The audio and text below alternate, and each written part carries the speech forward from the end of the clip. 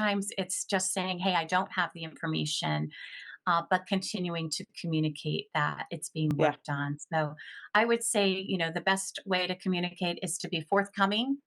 You have to feel comfortable not always telling people what they want to hear, and make sure that you get back to them when you say you're going to, even if you don't have everything right at that moment.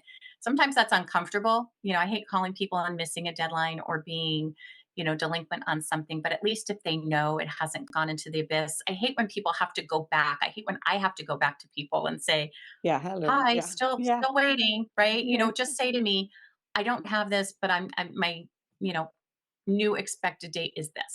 Yeah. I think Yeah. that's part of it because then people can work around it, right? Yeah. If you can work around that due date. So for me, It is. best in class is just continuing to communicate, good or bad, and let people know when they can expect to hear from you. Yeah.